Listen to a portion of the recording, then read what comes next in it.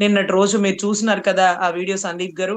ఏదైతే ఒక మహిళని నగ్నంగా 20 నిమిషాలు యెస్. బట్టలు లేకుండా పెట్టిన దృశ్యం గుంటూరులో. 15వ తారీఖు రాత్రి 7, 8కి జరిగితే ఇమ్మీడియేట్‌గా చుట్టుపక్కలోళ్ళైనా చేతిలో ఉండే ఫోన్‌తో 100కి చేస్తారు కదండీ! అది అందులోనూ అది కృష్ణబాబు కాలనీ ఏరియా అంటే కొంచెం స్లమ్ ఏరియా లాగా ఉంటదండి. అప్పుడు ఎప్పుడు నైట్ పెట్రోలింగ్ వెహికల్స్ అక్కడ తిరుగుతూనే ఉంటాయండి. ఏదైనా గొడవలు జరుగుతాయా? తాగి పడిపోతారా? అల్లర్లు జరుగుతాయా? అనేటటువంటి పరిసర ప్రాంతాల్లో ఉంటుందని అక్కడ గంజాయి తాగే వాళ్ళు కూడా విచ్చలవిడిగా ఉంటారని పోలీసులు నిరంతరం తిరుగుతారండి. ఆ ఘటన జరిగింది. ఆ తల్లి 2, 3 గంటలు రోడ్డు మీద అలాగే ఉండిపోయింది. ఆ పక్క సందుల్లో జనమంతా ఆ సందులో గుమ్మిగూడారు. అయినా సరే పోలీసులు రాలేదు. లేకపోతే ఇమ్మీడియేట్‌గా వాళ్ళని అరెస్ట్ చేయలేదు. ఇవన్నీ జరగలేదు కాబట్టే 15 నైట్ జరిగిన ఘటనకి 16 పొద్దున్నే మళ్ళీ ఆ తల్లి సూర్యోదయాన్ని చూడగలుగుతదా అండి? ఎంత అవమానంతో ఉంటదండి. ఆ!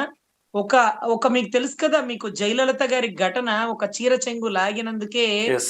అసెంబ్లీ సాక్షిగా, అసెంబ్లీ సాక్షిగా దాని తిరుగుబాటు పర్యవసానం ప్రభుత్వం కుప్పగూలి ఎవరైతే వారితో అవమానింపబడ్డారో ఆవిడే ముఖ్యమంత్రిగా అయ్యి ఆ రాష్ట్రాన్ని పరిపాలిస్తున్న ఘటన.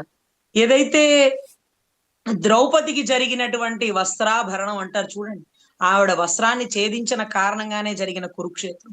ఈరోజు వివస్త్రురాలై ఉన్నటువంటి ఆ ఘటనకి మనం ఏంటమ్మా 15 రావాల్సింది 18 వచ్చినారు మీరు ఇప్పుడొచ్చారేంటి అంటే, "నువ్వెందుకొచ్చావు?"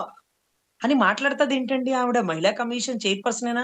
ఒక జ్యుడిషియరీ ఒక ఇండిపెండెంట్ బాడీలో ఉన్నావిడ అదేదో ఆ కృష్ణబాబు కాలనీలో మిరపకాయలు తొడేలు ఒలిసి, లేకపోతే అదేంటి నీళ్ల బిందెలు 10 రోజులు రాకుండా 11వ రోజొస్తే నీళ్ల బిందెల కాడ కొట్లాడుకునే మహిళలలాగా, ఒక విద్యావంతులైతే అలా మాట్లాడరేమో, విద్యావంతులు కాని వాళ్ళలాగా అలా మాట్లాడడం ఎంత అవహేళనగా ఉంటదండి.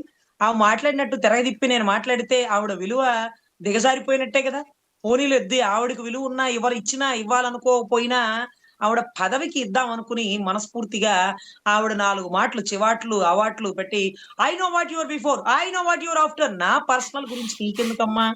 I know what your before అంటే అంతకుముందు ఆవిడతో అమరావతి ఉద్యమంలో ఉన్నాను కదండీ! తర్వాత మెడికల్ కాలేజీలు ప్రైవేటీకరణ ఎందుకు చేసినారు? ఇంకా భూములు ఎందుకు వసూలు చేస్తున్నారు? ఏంటి రైతుల్ని మోసం చేస్తున్నారు?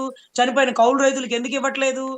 ఇవన్నీ అడుగుతున్నాను కదా! I know what your after అంట. అసలు సమస్య ఆ బిడ్డ గురించొస్తే ఈవిడ నా గురించి మాట్లాడిద్దేంటి? ఈవిడకి ఏం మాట్లాడాలో, ఎప్పుడేం మాట్లాడాలో తెలీదు గాబట్టే బహుశా ఈమె ఎప్పుడు ప్రెస్‌ని ఎదుర్కోలేదేమో అని నాకు డౌటొస్తుందండి. ఎందుకంటే ఏ విషయం వచ్చినా మనం హోమ్ మినిస్టర్ గారినో, డిప్యూటీ సీఎం గారినో ప్రశ్నిస్తున్నామే గాని అసలు ఆవిడ దగ్గరికి పోవట్ల. ఈవిడ ఎప్పుడు బయటికొస్తారు అంటే, రైల్వే కోడూరులో ఒక మహిళని నడి రోడ్డు మీద కర్రలతో కుళ్ళబొడిసి, ఆ కులం పేరు పెట్టి దుర్భాషలాడినప్పుడు అక్కడ ఆ ప్లేస్‌కెళ్ళిపోయి ఉండాలి ఈవిడ. ఈవిడ వెళ్ళల. ఎందుకంటే గౌరవ సీఎం గారు ఏమి యాక్షన్ తీసుకోల. ఆయన యాక్షన్ తీసుకున్నాక, గౌరవ ప్రభుత్వం మొత్తం రియాక్ట్ అయ్యాక ఈవిడ బయటకొచ్చి సీఎం గారికి కూడా ఇమ్మీడియేట్‌గా ఆ ఎమ్మెల్యే తాలూకా మనుషుల్ని సస్పెండ్ చేసేసినారు. ఏదైతే పోలీస్ వాళ్ళకి ఏ తప్పు లేదట. వాళ్ళేమి చేయలేదట. వాళ్ళు చాలా గొప్పగా రియాక్ట్ అయ్యారని ఆ కొడుకుతో చెప్పించమంటారా? ఆ తల్లితో చెప్పించమంటారా? ఆ! సీన్ ఎందుకు చేస్తున్నారంట. మేమెందుకమ్మా సీన్ చేస్తున్నాం? 3 రోజుల తర్వాతొచ్చి సీన్ గాదు సినిమా చేస్తున్నారు మీరక్కడ. సీన్ గాదు సినిమా చేస్తున్నారు మీరక్కడ. 3 రోజుల వరకు మీరెక్కడున్నారో? ఎందుకు రాలేదో? 15వ తారీఖు రాత్రి 8 జరిగితే 9, 10 కల్లా అక్కడ నువ్వుండాలా. ఆ తల్లిని దగ్గర తీసుకోవాలా. ఆ నిందితులకు శిక్ష వేయాలా. నిర్లక్ష్యంగా ఉండే పోలీసుల మీద యాక్షన్ తీసుకోవాలా. ఇవన్నీ ఎందుకు జేయలా? ఎప్పుడు జేస్తావు? ఎవరు చెప్తే జేస్తారో? గౌరవ ముఖ్యమంత్రి గారు చెప్తే జేస్తారా? ఆహా! పోనీలెద్దు. ముఖ్యమంత్రి గారు అన్ని యాక్షన్‌లు తీసుకున్నాక ఈవిడొచ్చారు. ఓవర్ యాక్షన్ చేయడానికేమో బహుశా అని రాష్ట్ర ప్రజలు అనుకుంటున్నారండి.